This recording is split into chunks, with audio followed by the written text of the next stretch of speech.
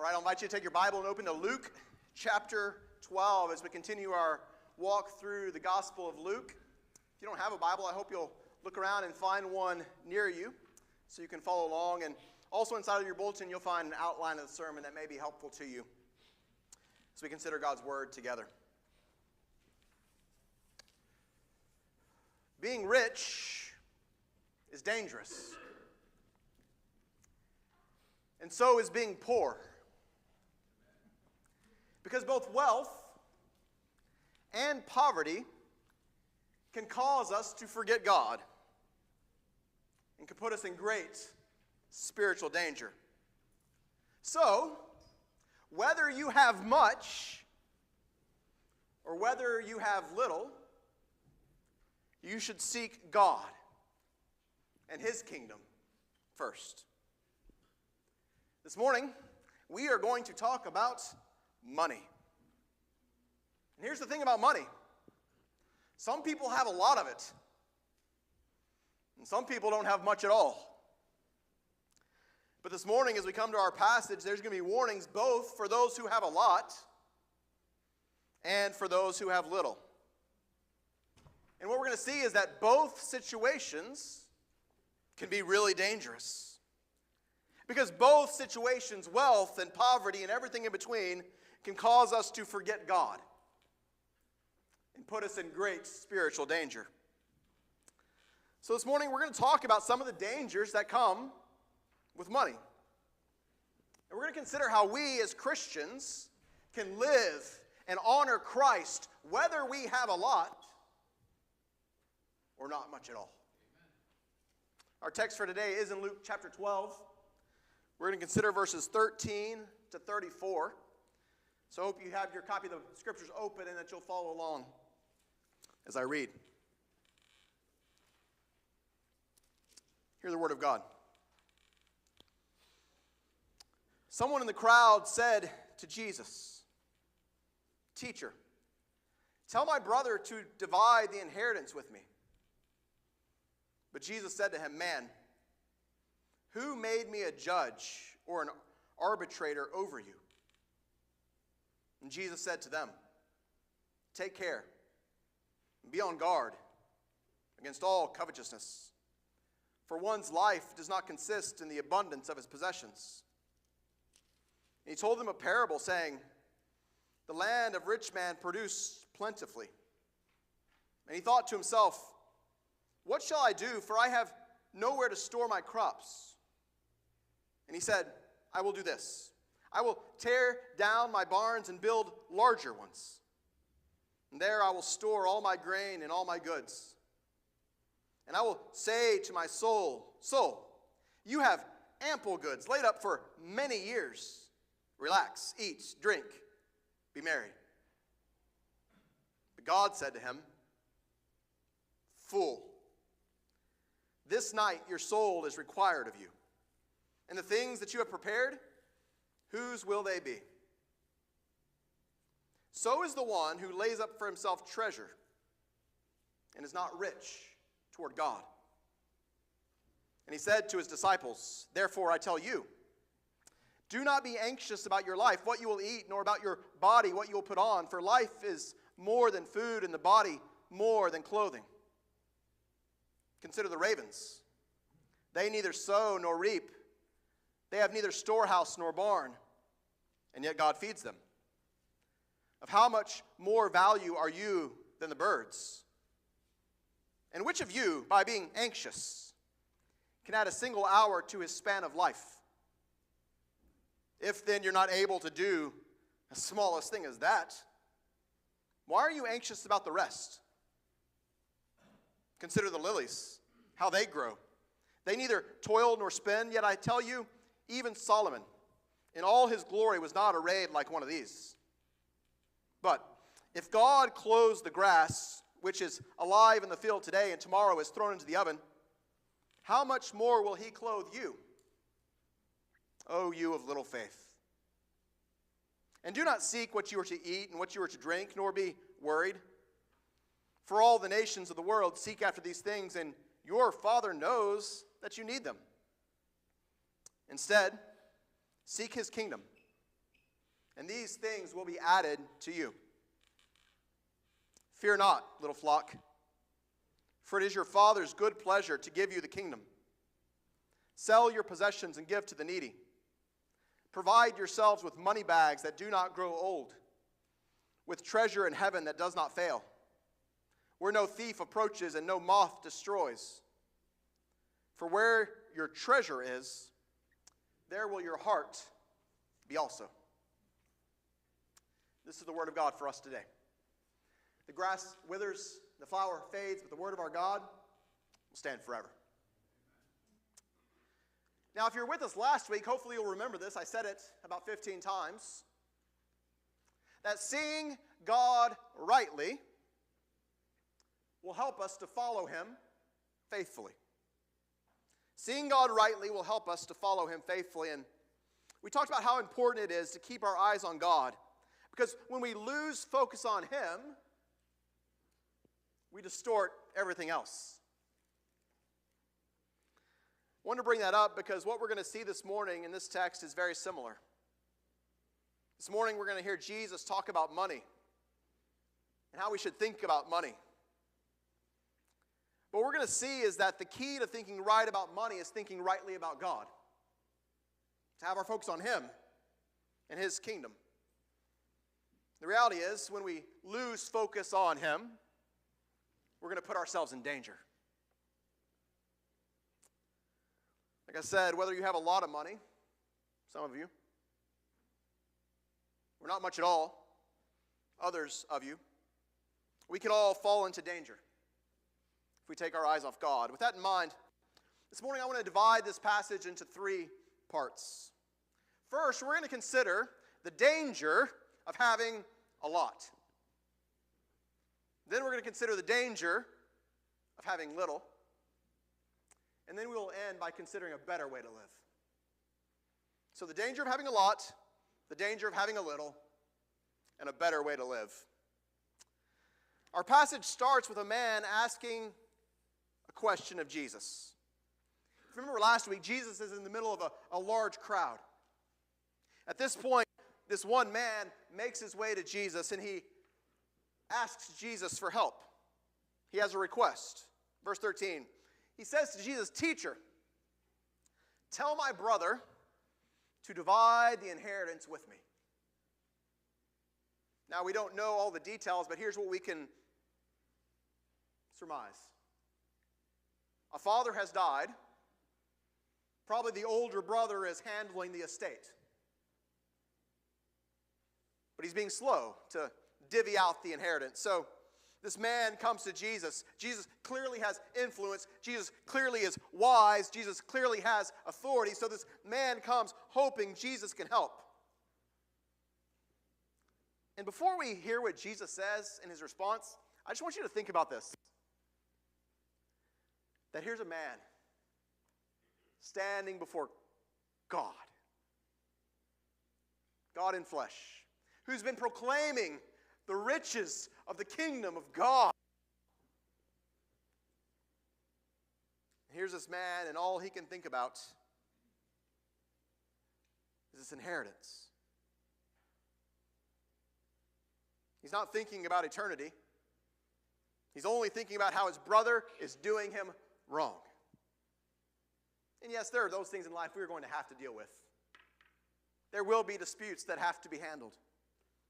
And yet it just struck me. Here's Christ proclaiming the kingdom. And this man is thinking about money. And we see here in Jesus' response that, while yes, this is a dispute that should be handled, Jesus sees to the heart. Jesus responds in verse 14 and says, "Man, who made me a judge or an arbitrator over you?" Which again, ironic, because who's more qualified to be a judge in this situation than Jesus? Who's the best mediator? Christ himself. No one would be more capable. But of course, this is not why Jesus came. He didn't come to settle economic disagreements. And there were systems in place for this man to get justice. So Jesus doesn't get involved in settling the situation, but he does speak into the situation. Again, he sees the man's heart. And so he responds, but he doesn't only speak to the man, he directs his attention to the entire crowd. You see this? He said to them. Here's what he says. Take care. Be on guard against all covetousness. For one's life does not consist in the abundance of his possessions. Now, I already told you the first part of this text is about the danger of having a lot. It's also about the danger of wanting a lot. When Jesus hears this man who's desperate to get his inheritance, he takes the opportunity to give this warning about covetousness, about a warning about a heart that's not content, a heart that wants more and more and more. And I bet if you're honest, you know what that feels like. Such a common struggle. In fact, it's a struggle as old as mankind. Think back to the garden. Adam and Eve, who wanted more than what God had given them.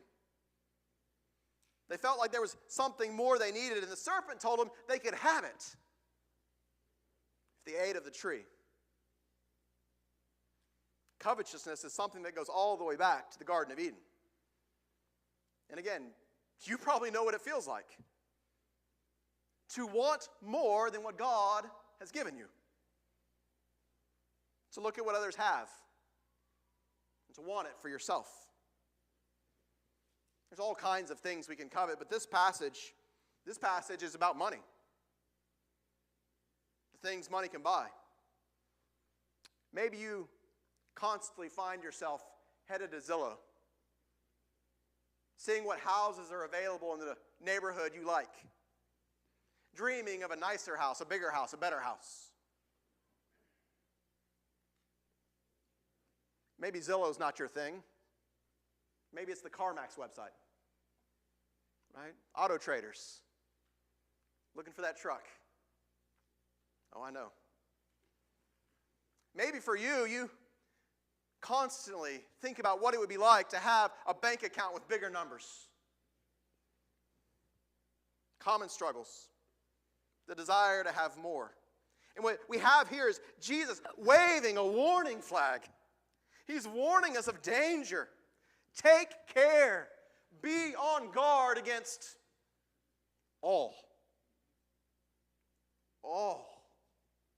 covetousness. It's a clear warning that danger is present. Watch out, stand guard. And then he gives us this reminder. Look at the verse again. He says, for one's life does not consist in the abundance of possessions. Oh, I believe that's true. But it's hard to live out. We're going to see this throughout the entire passage. We're going to keep hearing this emphasis that our lives are about more than money. Our lives are about something bigger. You believe that, don't you? Man, it's hard to let what we know affect how we live. Our lives are about something bigger than bank accounts, about more than the stuff we want. Jesus says, your life does not consist in the abundance of your possessions. Again, just like last week, when we talked about the fear of man, this passage is about perspective, priority, about seeing things rightly. And what Jesus wants us to recognize is that having all the focus on what we get and what we can get, it's really dangerous. And in order to make his point, Jesus does what he often does. He tells a story. It's a story about a rich man who has a lot. He's a farmer. His land has produced really well. He has a lot. And hear this. I do want you to hear this. The point of this passage is not that having a lot is bad. It's not sinful to have a lot. The point of the passage is that it can be dangerous to have a lot, to want a lot. What we see in the story is a man who did have a lot, and he loved having a lot. And when he thought about what he had, he only thought about himself. Let me read this again. I want you to hear this emphasis. Tell me who this guy is thinking about. Verse 16. The land of a rich man produced plentifully, and he thought to himself, what shall I do? For I have nowhere to store my crops. And he said, I will do this. I will tear down my barns and build larger ones, and I will store all my grain and my goods. And I will say to my soul, soul, you have ample goods laid up for many years. Relax, eat, drink, be merry. Again, the problem is not that this man has a lot. Who made the harvest grow? But God himself. The problem is not that he has a lot. The problem is how much he loves what he has. There is no thought, no hint in the text about anyone else. Certainly no hint or any thought about God or the things of God. And what Jesus wants us to see is the danger of having a lot and wanting a lot. One of the reasons this is so dangerous is because it's so common. Again, we live in a culture that encourages us to want more. Our nature is to think about ourselves, and our culture tells us it is right for you to think about yourself all the time. You should want more money, more comfort, more ease. The goal, the world tells us, is to get enough, to build enough wealth that we don't have to do anything else. In the short term, we live for vacation.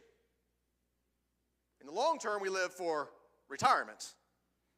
We live for the day when we can say, honey, look at the bank account. I think we have enough. We can stop. Eat, drink, be merry. It's what we're taught to crave, to strive for. Ease, comfort. Not all bad. But what Jesus wants us to see is how dangerous it can be. We see that in what happens next. In every parable, we don't hear the voice of God, but in this one we do. Jesus tells the story about this man, and then God speaks to the man. What does he say? Fool. You fool. I think we can all agree. We never want to be called a fool by God. This man is called a fool by God, not because he has a lot, but because he cares so much about what he has. His focus is all on himself, so God calls him a fool.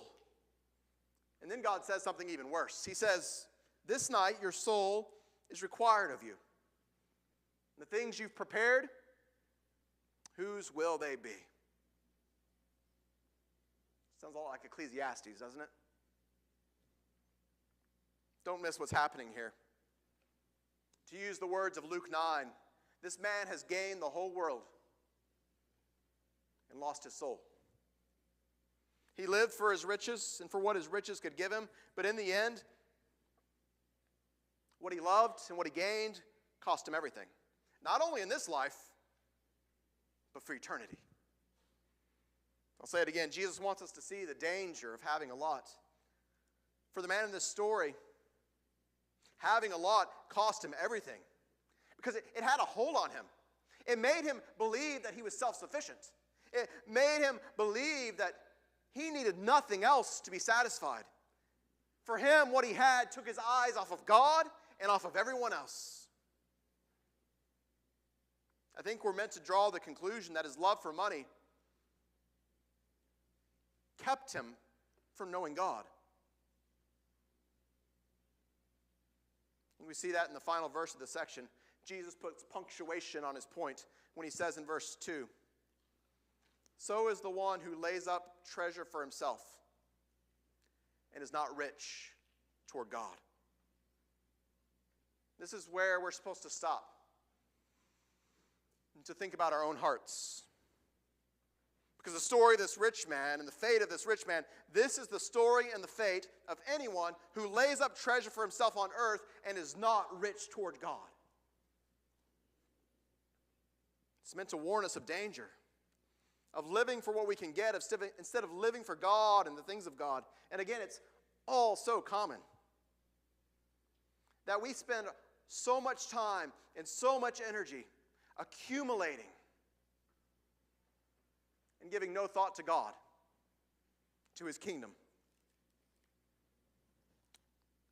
I do want to say this again. I've maybe been clear here, but nevertheless, the point here is not that having a lot is bad. Sometimes God gives his people wealth. Sometimes God gives people, faithful, godly people, abundance. The point is not that having a lot is bad, but the point is that having a lot can be dangerous. So if this is you, and you have a lot, hear the warning. That what you have could take your eyes off God. It could distract you. It's a theme that's repeated over and over in the Scriptures. We heard it earlier from 1 Timothy chapter 6, and I want to read part of it again for you. Paul says it like this: "But those who desire to be rich fall into temptation, into a snare, into many senseless and harmful desires that plunge people into ruin and destruction. For the love of money is the root of all kinds of evils. It's through this craving that some have wandered from the faith and pierced themselves with many pangs." There's the danger. It's dangerous to have a lot, to want a lot. What's the protection? What's the protection? If you're here saying, I have a lot, but I don't want to fall into this danger, what's the protection? Here's what Paul says in 1 Timothy 6. He says, "As for the rich in this present age, charge them not to be haughty, nor to set their hopes on the uncertainty of riches, but to set their hope on God, who richly provides us with everything to enjoy. Those who are to do good, to be rich in good works, to be generous and ready to share, thus storing up treasure for themselves as a good foundation for the future, eternal riches, so that they may take hold of that which is truly life." Do you hear the difference between what Paul's describing and the way this man was living? The wealth isn't the problem. The heart is the problem. The question for us is, do you love wealth more than you love God?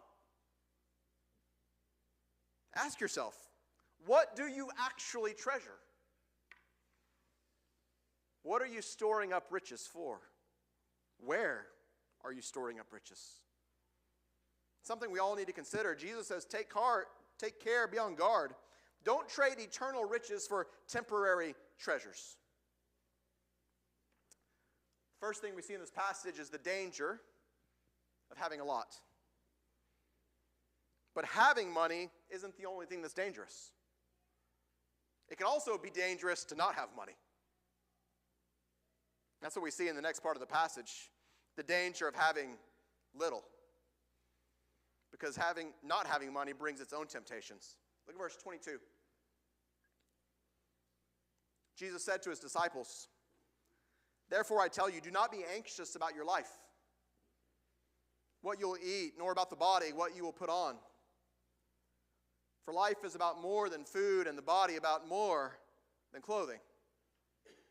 Now, if you're just reading Luke 12 for your morning devotions, you may get to this point and think, okay, hard break, new section.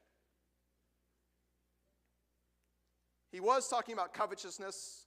Now he's talking about worry. But what I want you to see is that this is not a new section. It's actually dealing with the same problem, just from a different angle. In the first section, we have a focus on money and possessions that leads to covetousness. Now we have a focus on money and possessions that leads to worry. Do you see this? First we saw the danger of having a lot, and now we see the danger of having little. In this case, Jesus is talking to his disciples, men who had given up everything to follow him.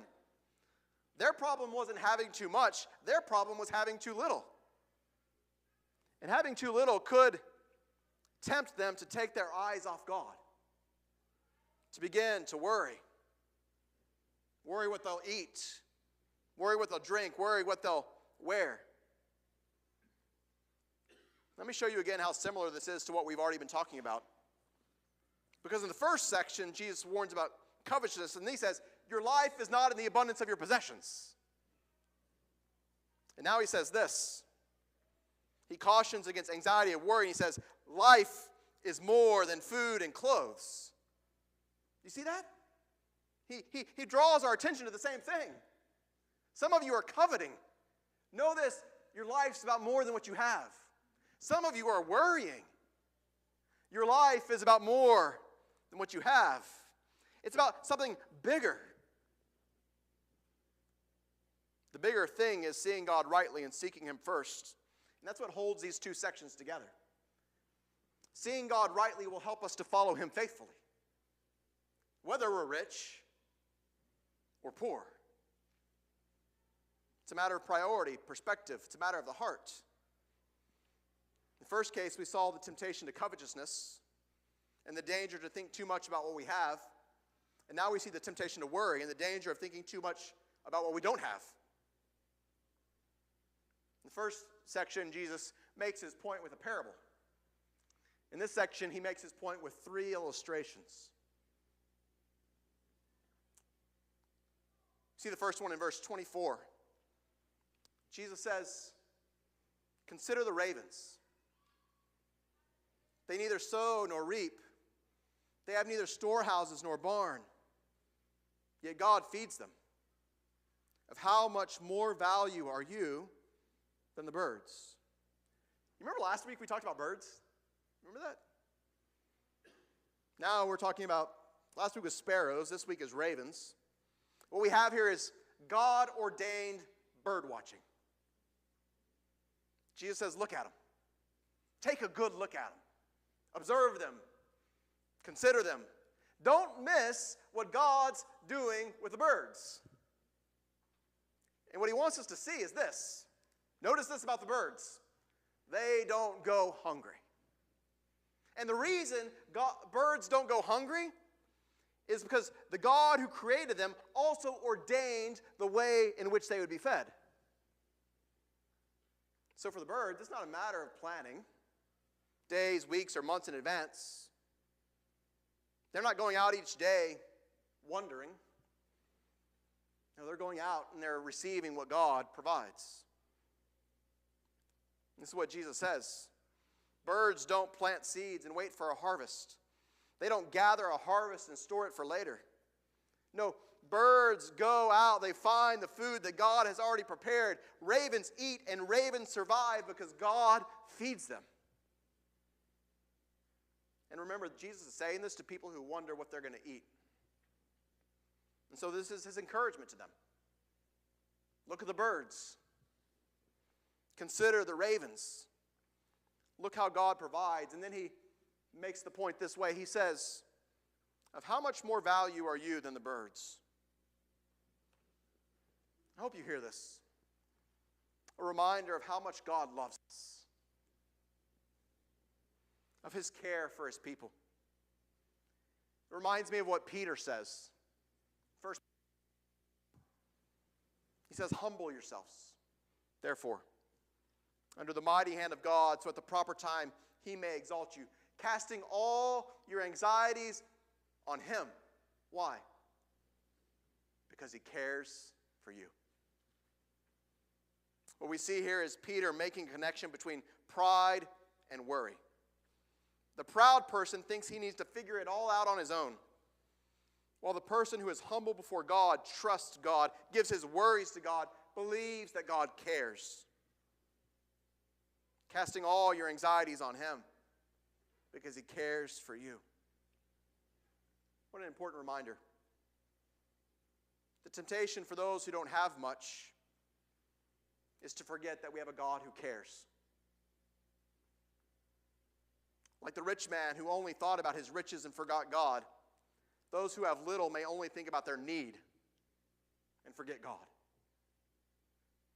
So to protect us against forgetting God, Jesus says, look at the birds.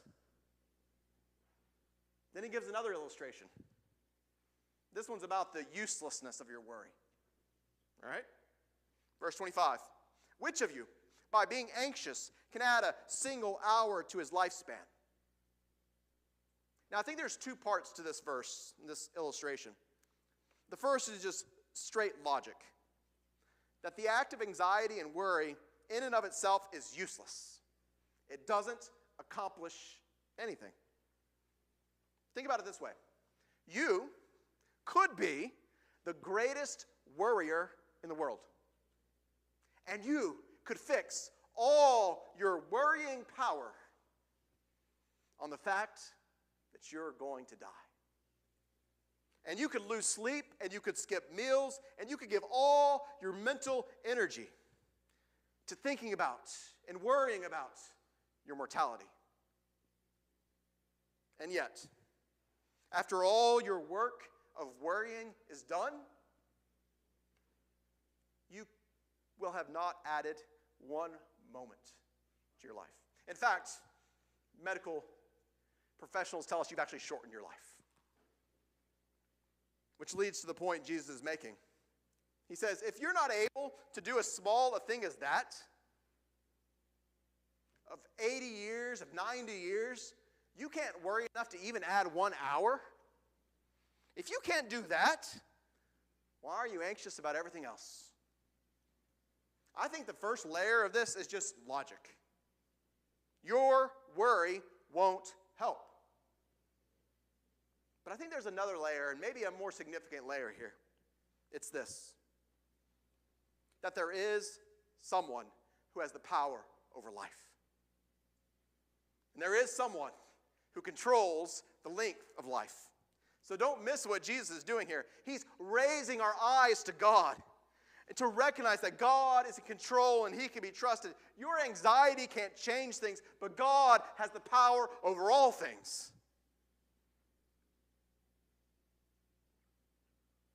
So if you're worried, instead of spinning your wheels in anxiety, look to the one who knows all, sees all, and who, by the way, cares for you.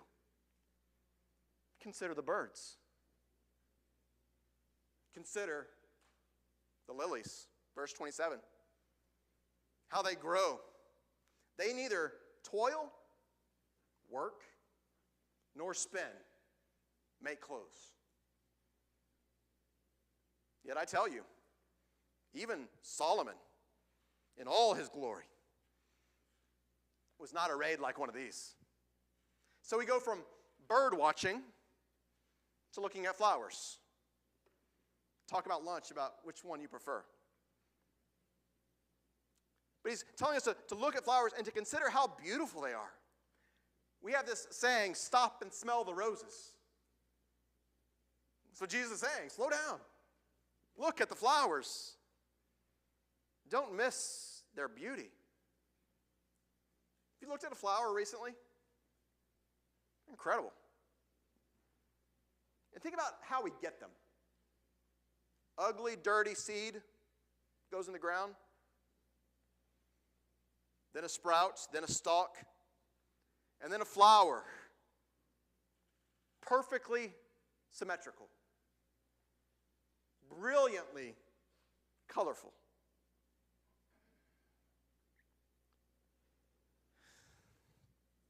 What could compete with the beauty of a flower? Luke says, or Jesus says rather, King Solomon, the wealthiest king of Israel. Man, he didn't look as good as a flower. And yet flowers don't get up in the morning and think about what they're going to wear. Now here's the downside to flowers. Maybe the frustration of them. They're temporary. grass and flowers are beautiful while they last, but they don't last long. And that's what Jesus says in verse 28. Here's where we see the point. He says, if God so clothes the grass, which is alive in the field today and tomorrow is thrown into the oven, how much more will he clothe you, O you of little faith? God created grass and flowers. He makes them beautiful for their time, but they don't last.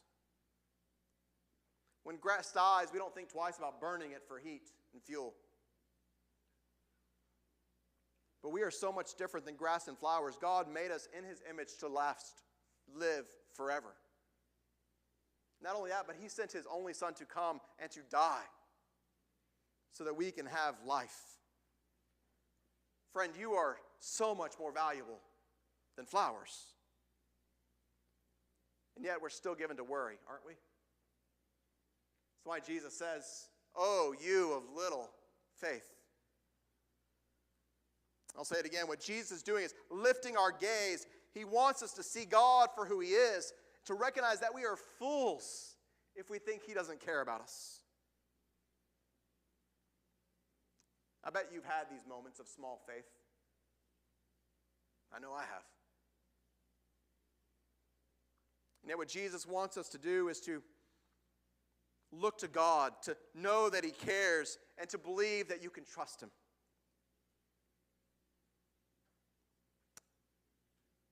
So he tells us here in verse 29 to seek him.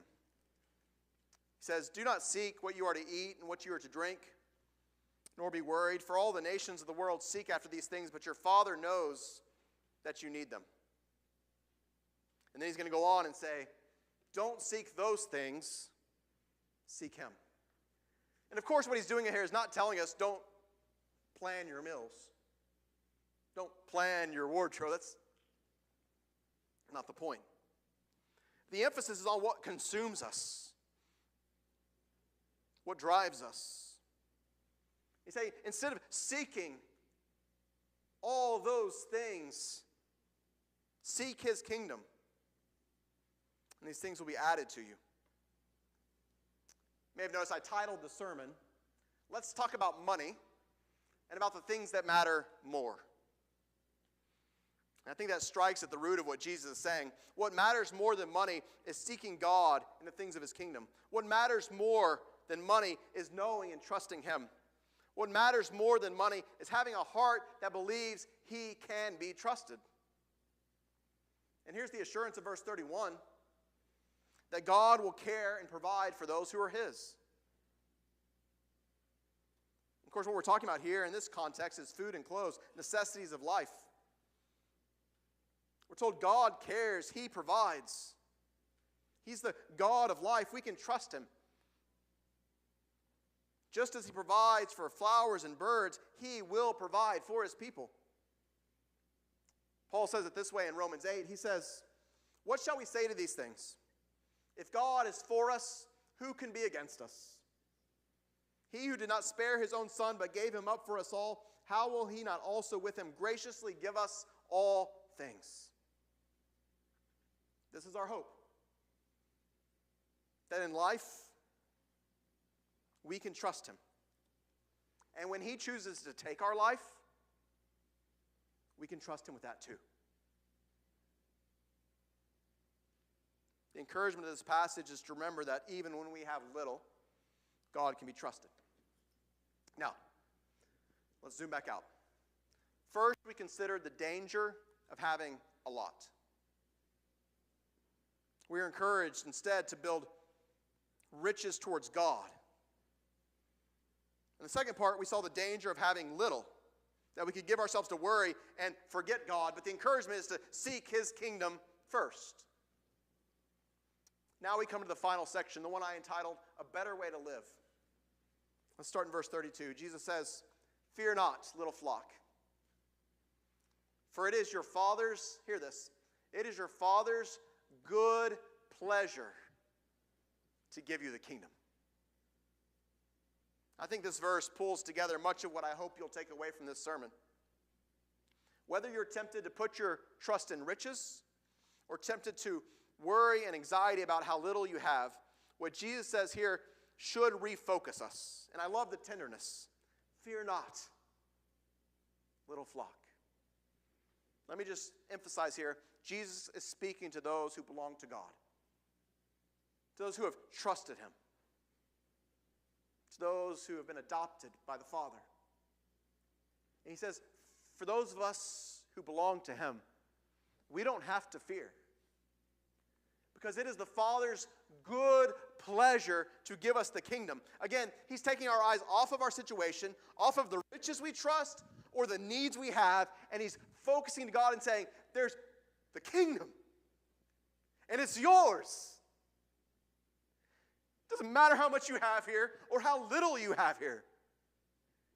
Look to God, who's given you the kingdom. Do you see how stupid it makes our riches look? And how silly it makes our worry? When we recognize that we have him. And in him, we have everything we need, which doesn't mean we don't budget, right? Doesn't mean we don't go to work. But we do all these things with a different frame of mind.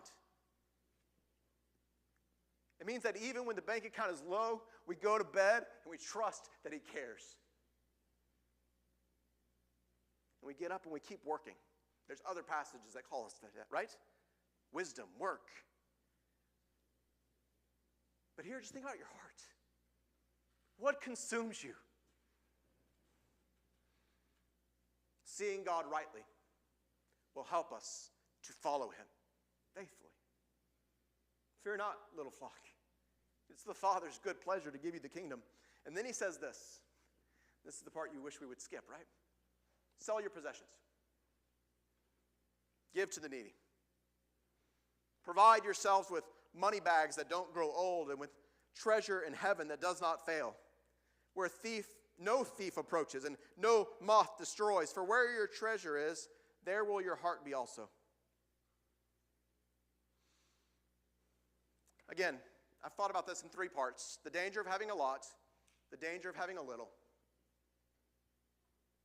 a better way to live. But when we just think about those first 2, we all kind of live somewhere in there.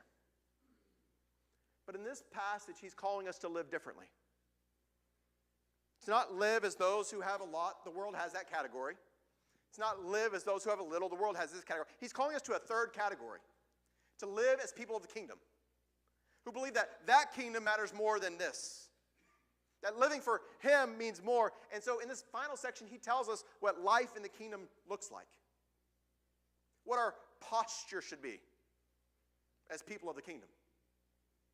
So here's what he says. You hear it? Sell everything. Give it to the needy. I'll summarize it like this. Go build wealth in heaven. Go store up heavenly treasures. Because the things of earth are temporary. They won't last. So give yourselves wholly to the things of the kingdom. So maybe you're thinking, okay, so is this what I'm supposed to do? Do I go home today and take pictures of all my stuff and put it on Facebook Marketplace? And then bring a big check next week? Like, how does this work? Is that what we're supposed to do? I think the answer is maybe. Maybe you need to take radical action because your heart is so wrapped up in what you have. Maybe for you, radical action is needed because there are things that are standing in the way of you living fully, setting all your hope on God. Maybe you need to sell some stuff. But really, I think what Jesus is telling us here is that we need to get rid of anything that distracts us from him. He's calling us to give ourselves to living wholly and fully for him and not to let what we have keep us from being his kind of people. So this is the call. Don't let money keep you from seeing him fully and rightly. Don't let your riches get in the way. And don't let your need get in the way. For those who are rich, give yourself to being rich toward God. For those who are in need, seek his kingdom first. I think verse 34 sums it up well. For where your treasure is, there will your heart be also. So the question is, are you handling your money and possessions in a way that shows that Jesus is your greatest treasure? I'll say that again. Are you handling your money and possessions? Are you thinking about money and possessions in a way that shows that Jesus is your greatest treasure? Does the way you think about money and the way you use money show that your heart belongs to Him?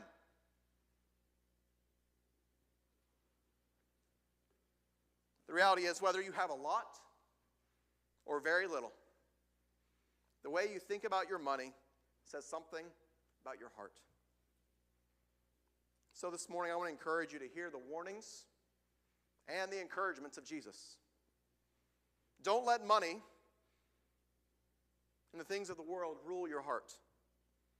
Instead, seek God and His kingdom first, and allow your vision of Him to guide everything else. Would you join me in prayer?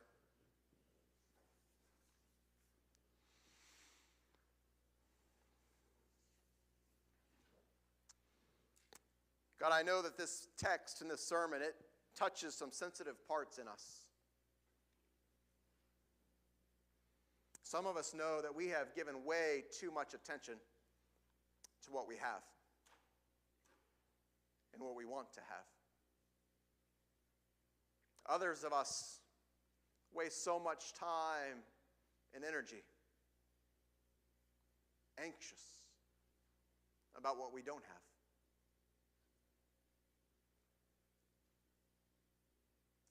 So God, I ask this morning that you would help us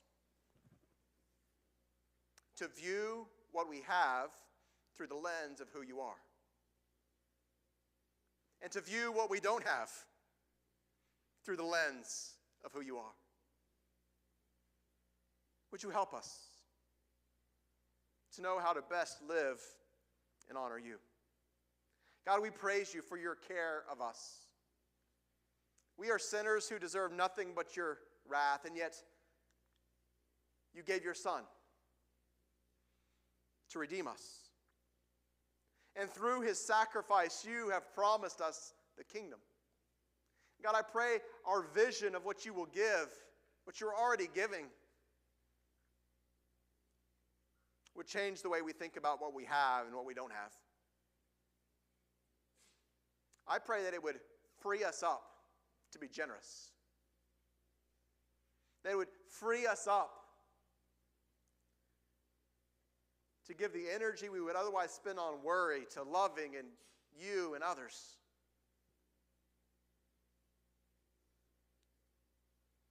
God, above all, we want to trust you. We want to be your kind of people.